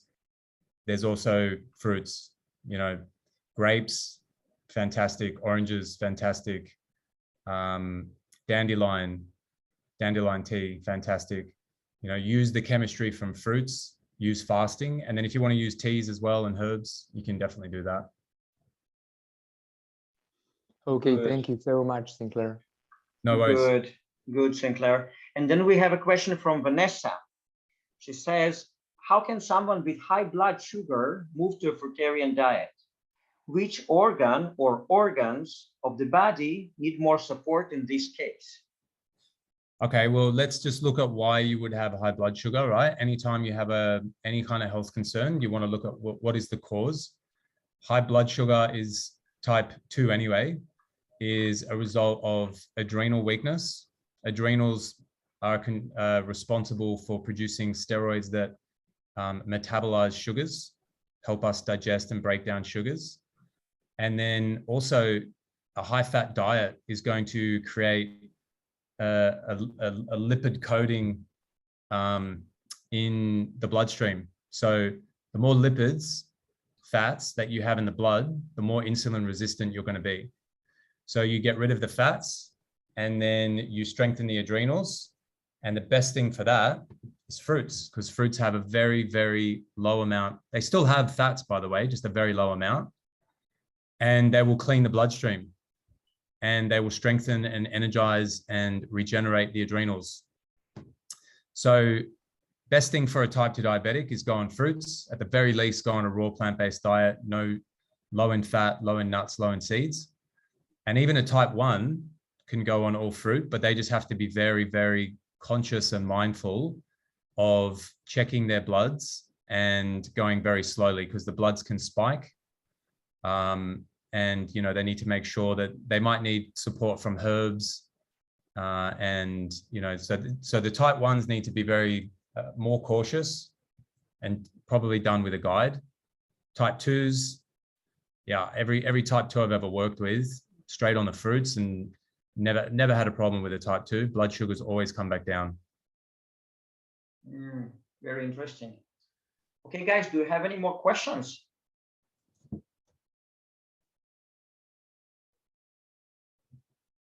Okay, Sinclair. So then I think that we will proceed to our next subject, which is how to detox the harmful effect of the vaccine. Yeah. Because, you know, and it's really a problem now in the world. Lots of people got those strange things inside their bodies. Yeah. Lots of people experience adverse side effects. So, and I know because I watched your video with this girl, and it was really, really impressive. And so have you had lots of clients coming to you after getting those jabs? I've coached 2 people through who have had vaccine injuries. They both had very similar vaccine injuries. So there's that young girl. She had the jab, and then the very next day couldn't walk. And I worked with her 3 months later. And all she did was eat well. We basically transitioned her from a cooked diet. I think she was still eating a little bit of meat, but basically like a pretty standard diet, to a combination of raw fruits, raw vegetables, and some cooked vegetables. And she did that for about a week or 2. And then we got her into all fruits. And once she got into all fruits, it was like every single week, she just got better and better and better. Wow. And to the point where when we started, she was still relying on a walker. And by the time we finished, which was within 8 weeks, she sent me a video of her running. Wow. So she made a very, I was actually pretty shocked at how quickly she recovered, but and because she didn't really do any fasting, like she did maybe 3 days of juice. And it was just because she was doing so well. I just said, if you want to, like, let's try it. I'd love to, you know, for you to have that experience. And she did, and she loved it. But she went back to fruits afterwards. Fruits are what really got her to that stage where she could walk and run again. But if I go one step deeper than that, it's not just the fruits, it's that elimination, because the reason she had the problem in the first place is because the chemistry that was brought into her body by that jab is weakening to the nervous system. So there are neurotoxins in these. I'm just mindful of how I'm referring to them, because I know it'll probably. Yeah. I know this. Yeah. So we understand. Okay. Yeah. So these shots have neurotoxins in them, and the reason why some people are being affected by them and some aren't is because some of us have pre-existing neurological weaknesses. We've got weakened nervous systems, weakened adrenal glands, and this is because of genetics from mum and dad that's been passed down generation to generation, and then because of our own diet and lifestyle. So if you go into this with a pre-existing weakness, and then the chemistry that you bring in through this shot has neurological weakness as well, or neurotoxins as well, enough to push you over your threshold, you're going to become symptomatic. If you weaken your nervous system enough, you'll experience symptoms like seizures and spasms, and you'll lose the use of your legs or your arms. Your muscles will weaken. All of it comes back to what is the state of your weakness going into this whole thing. So the answer is, how do we get that chemistry out of the body as quickly as possible? And there's only one way that I know that our body can get rid of any kind of unwanted foreign chemistry, and that's through detoxification. So that brings us back to, well, what are our tools? The different levels we've all talked about. You know, you've got fruits and raw foods, you've got juicing, water, and dry fasting. So it just depends on, you know, some people have to get it, right? They've got to get the shot. I've had tons of clients who are just like, I don't have a choice. I'm like, all right, no judgment. Let's get you in the strongest possible situation we can.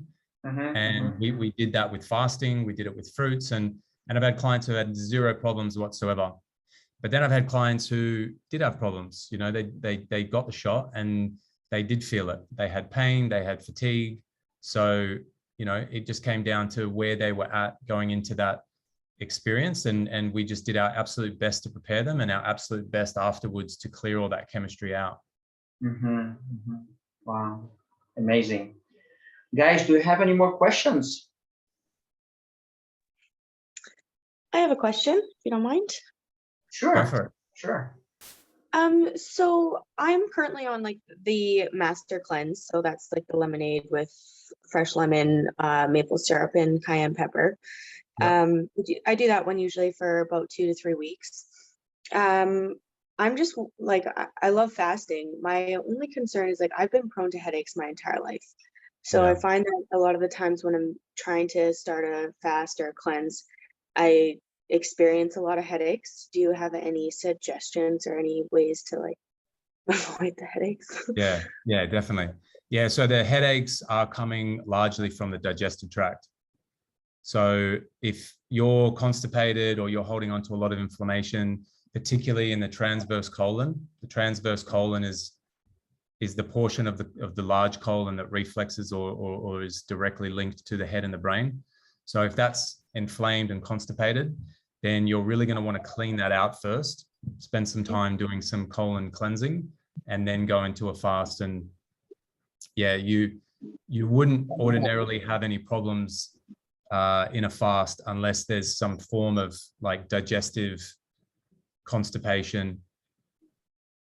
So would you suggest almost doing like, I prefer to go and get hydrotherapy done instead of just at home enemas, but doing that before the cleanses it's and great. Then during as well. Yeah. You could do one, you could do like a week leading into it. You could do like 1 or 2 or even 3, space them out over the week.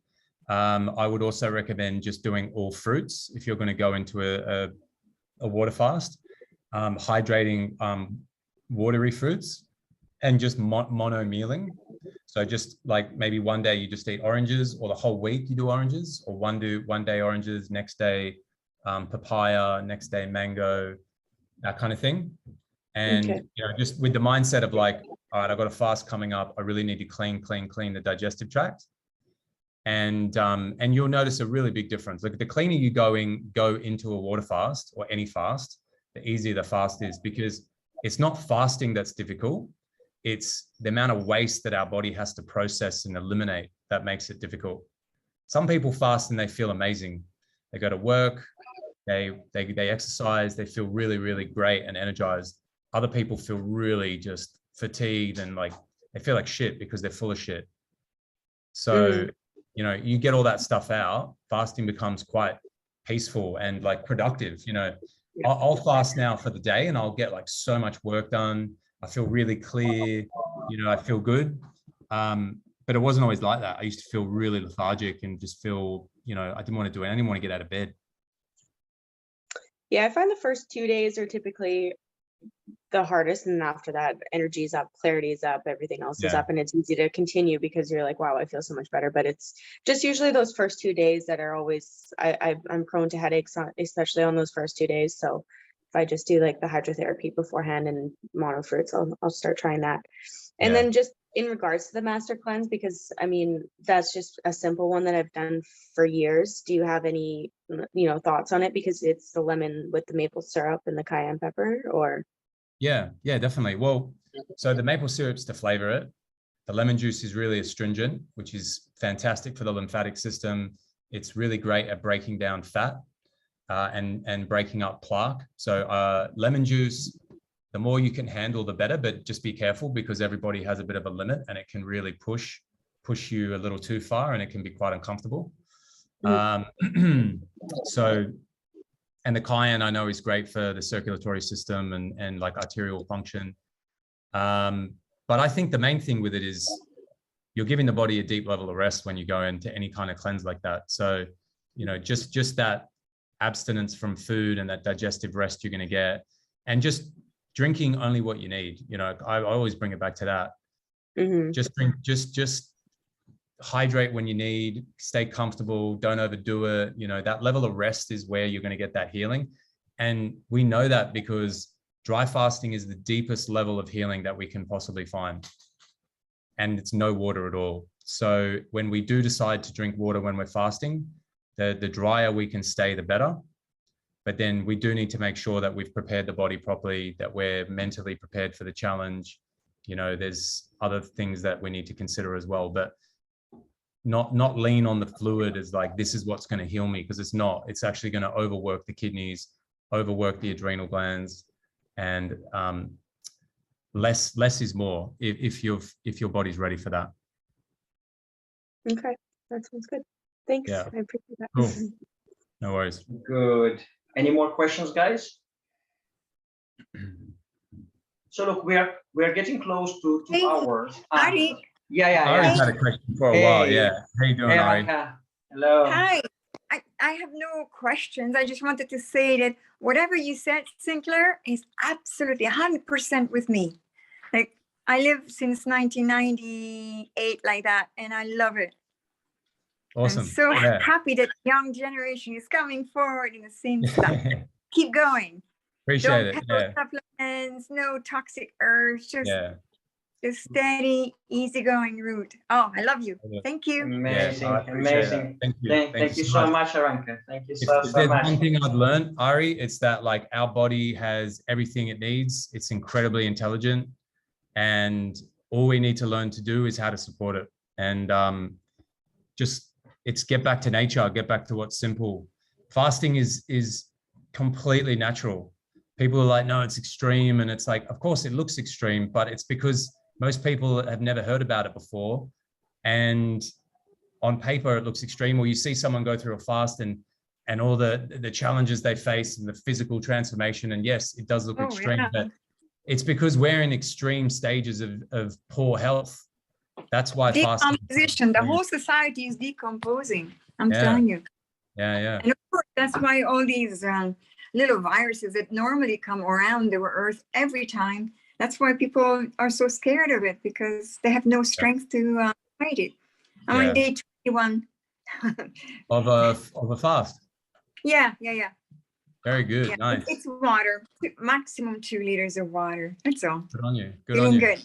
Yeah. Yeah. Awesome. I'm happy Thank you you for joined. carrying the torch. Thank you. Yes. No worries. Amazing. There's a question. Yes. From From Offa. Offa. Is this the Offa Fanganuku? I used to play footy with this guy, I think. Wow. He's asking Hey, about. sinners. Hey, how are you, Offa? How are you, mate? What's happening? Yeah, not bad, mate. How are you, mate? See ya. I'm good, man. I'm good. Do you have a question? No, mate, I've been I think in like 5-6 years I've been doing fastings of different forms. Last week I did a 7-day water fast.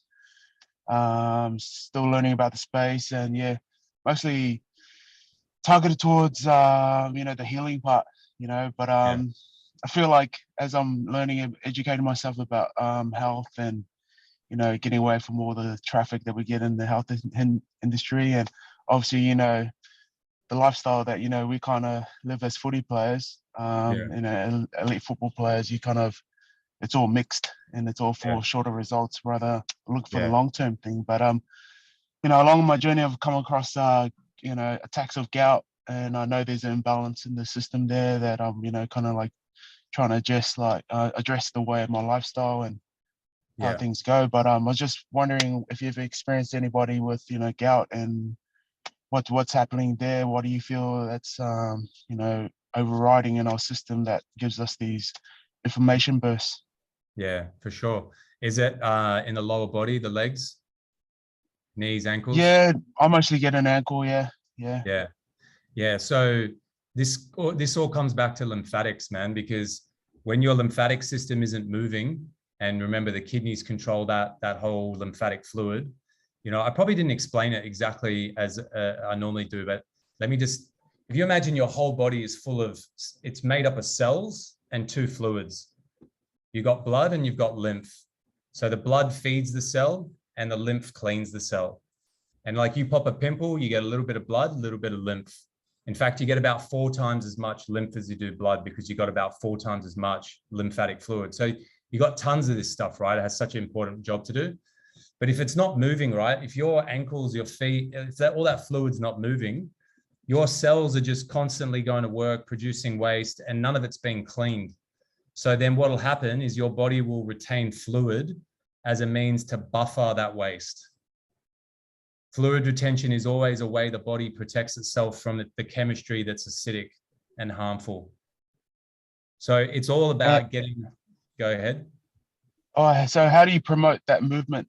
Is it through like actual moving, or is it through what we put in? Yeah, push out? It's getting your kidneys filtering. Yeah, and because movement produces waste as well. Movement produces lactic acid, and if you're moving a lot and your kidneys are weak and your lymphatic system's not moving, the gout will just get worse. Yeah, so what you want to actually do is focus on kidneys. You want to focus on hydration from fruits, and you want to really just be mindful of the amount of hydration. So next time you do a cleanse, a fast of any kind, I would do it on fruit, and I would do it on oranges. I would eat the oranges. I wouldn't juice them. And you'll actually have a way, like that's way easier than doing a water fast, by the way. And eat the oranges, do like little small mono meals throughout the day. You might only have like 20 oranges throughout the day. You might have more. You just eat what you need. But if you took I might jam out the the competitiveness and us at footy players. We like to go the hard one, so I might go the dry fast. Just I've learned about this on this session.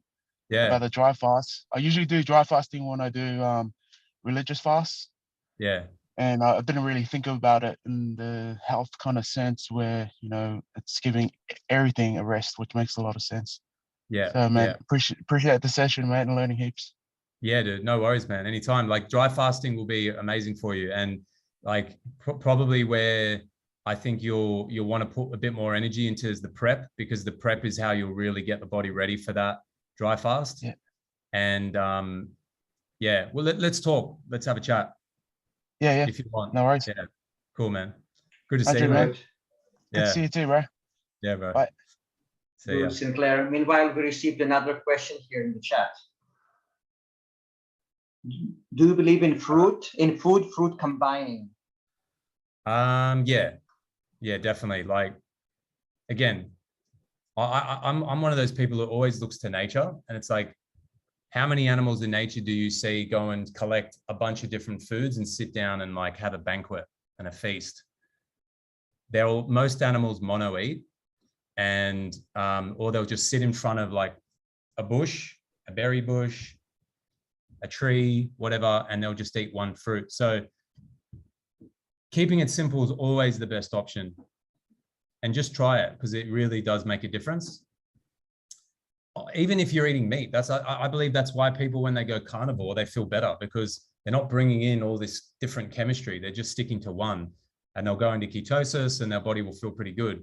It's not the answer to our healing, but you can definitely feel better. In terms of combining fruits and vegetables, yeah, like keep it simple. I never eat fruit and vegetables together. If I have a salad, I am just doing veggies, and I'm even keeping it simple, and I'm just doing like cucumber and like capsicum and lots of fresh herbs, and I'll make it tasty, but I keep it simple. I definitely don't combine fruits, like I said, with vegetables. I don't have fruits after vegetables, because fruits digest very quickly. Vegetables digest a lot slower. So if you eat fruits after veggies, your fruit is not going to pass through the body as quickly as it needs to, and it's going to ferment. And fermentation comes with a whole bunch of other problems. So yeah, proteins, I don't combine starches and proteins. I don't really eat proteins. But if you're going to eat potatoes, don't do it with meat. Eat the meat first. No, eat the potatoes first, and then eat the meat after, because the meat will digest very slowly. If you want to go down that route, but I think that answers it. I think it's, yeah. I am mindful of that sort of stuff. It does matter. Good. Thank good. you. No worries, Sunita. Okay, Sinclair. So we're going to finish our meeting soon. Soon I'm going to ask you about different services that you provide, so that people might be interested. But I would love, because this particular group is built around fasting once a week for 24 hours. Some people take it to 36 hours. In your opinion, what would be the main benefits of this particular habit of just abstaining from food every week for 24 hours? In terms of cleansing, psychological benefits, etc. Yeah, I think it's a great practice. It's a great habit to get into, whether you do it on juice or you do it on water or you do it on dry. They're all there available to you. If you're a newbie and you haven't done any of it, start with juice and then go to water, then go to dry. But that is a really fantastic practice and habit to get into, to give your body a physical rest from food, to give your nervous system a rest, your digestive system a rest. Anytime you miss a meal, even if it's just breakfast, your body is going to always benefit from that, because every bit of rest you give your body, it's going to use that opportunity to heal. I say this a lot, like your body's always trying to heal itself. It's never, if it's sick and it needs healing, it's always trying to heal. The only reason it can't is because we are getting in the way every single day with our diet and our lifestyle. Wow. So when you get out of the way, even for just a meal, you're going to start to benefit. If you get out of the way for 36 hours, once a week, you're going to benefit. One meal a day is a fantastic way to eat. And there's many cultures in the past that have eaten that way. And they were long-lived, and they wrote about the health benefits of this lifestyle. And it's not easy to live that way, but it's very, very beneficial, even just do it for a day, So I'm a big believer in it. But if we need deep levels of healing and regeneration, that might not be enough. So we need to understand that if we need deeper levels of healing and regeneration and detoxification, then we need to go to the fruits, we need to go to the fasting. And then when we're happy with the level of healing that we have, we're happy with our energy, where we no longer feel like we need that, then we start to go back to a lifestyle that has more balance. And that's where we need to just be mindful, like, you know, are we overdoing it with the food? Are we overdoing it with our lifestyle? Our body will tell us always. Okay. Sinclair, and I also wanted to ask you about your experience in terms of sleep. What were your sleep patterns while fasting, and in general on this high raw food lifestyle? Yeah. Fasting sleep was never great, to be honest. Like, generally, if you're going through a really deep level of detox, you're not going to have a restful sleep, because there's just a lot going on internally. There's a lot of chemistry being moved. There's parasites and fungus and plaque and all sorts of stuff. So generally, to find that level of deep rest and during sleep is difficult. But the cleaner I became, the deeper I slept, but the less I slept.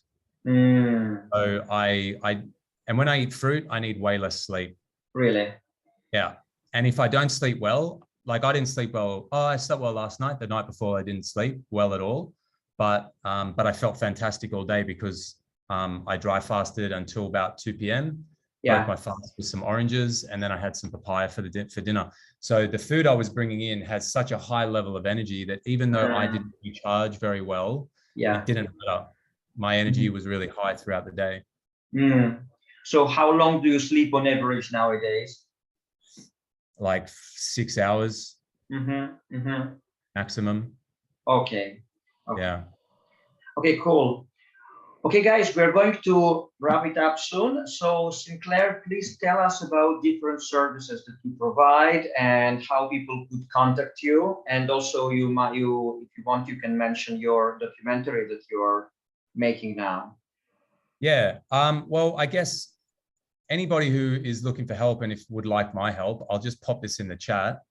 I have a number of different ways that I help people. It's all there on my website. Just click Work with Sinclair. And, you know, I coach people one-on-one. I do 1-hour consults. I coach, obviously, nutrition. I coach fasting.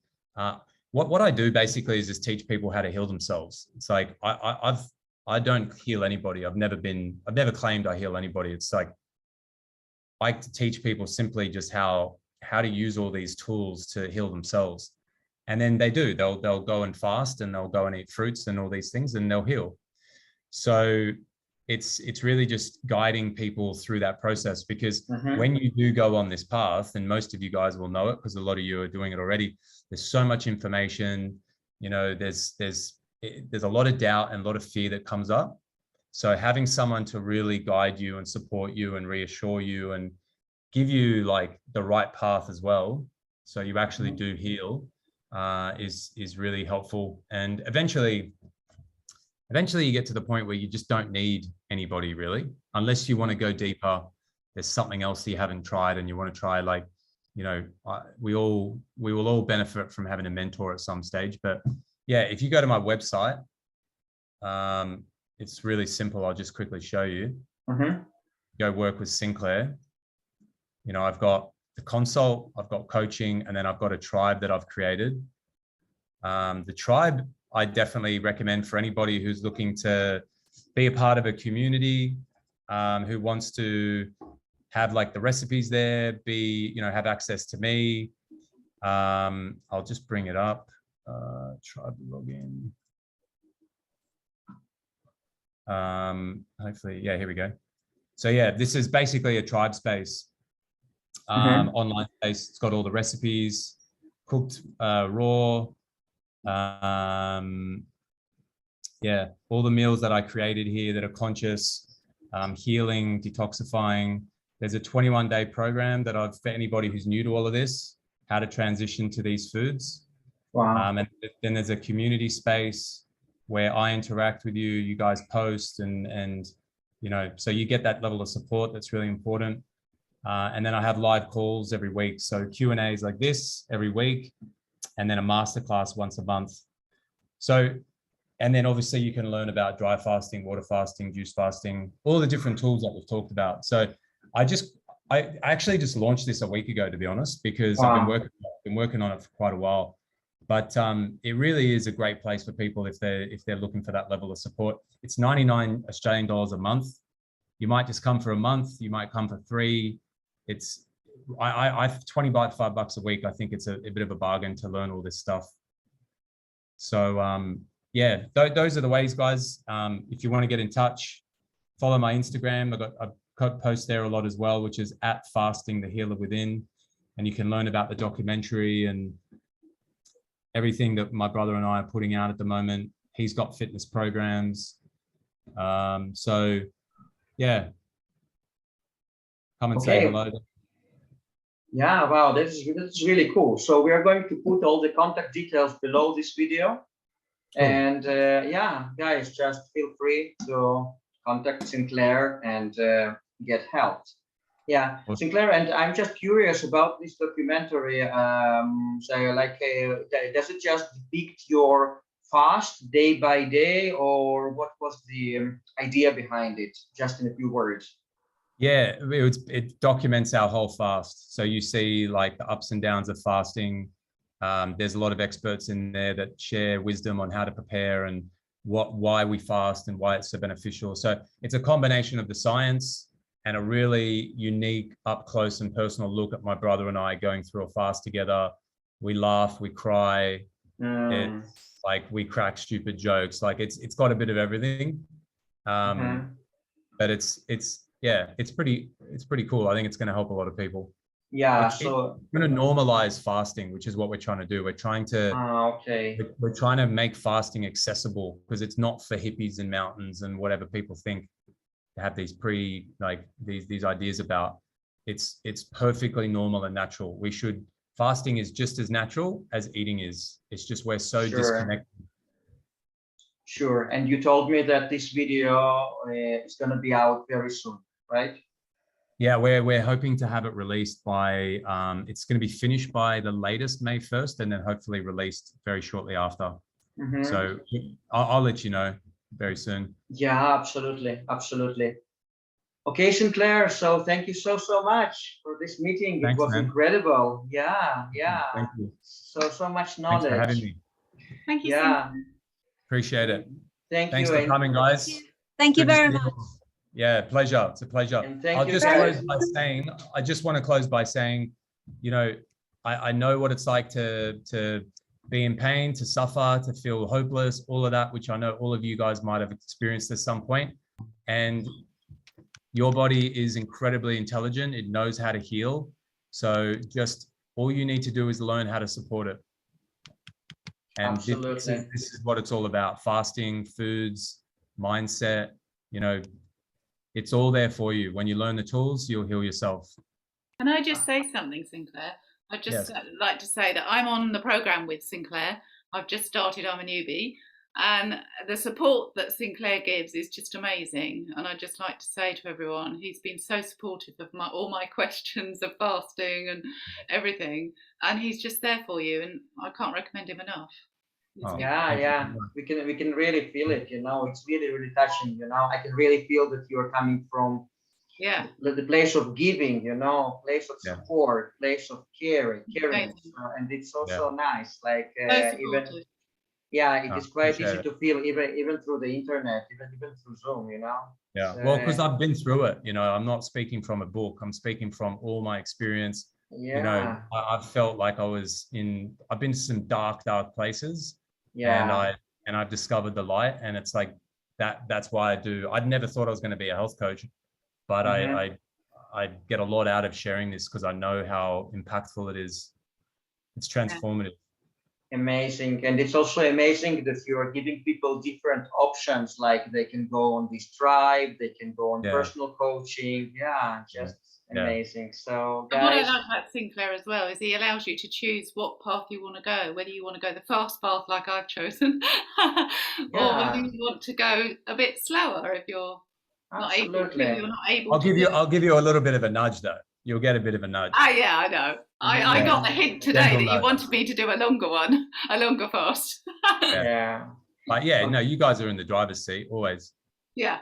Okay. Right. Okay, guys, thank you so much. Thanks so much. Bye-bye. Bye. Bye. Bye.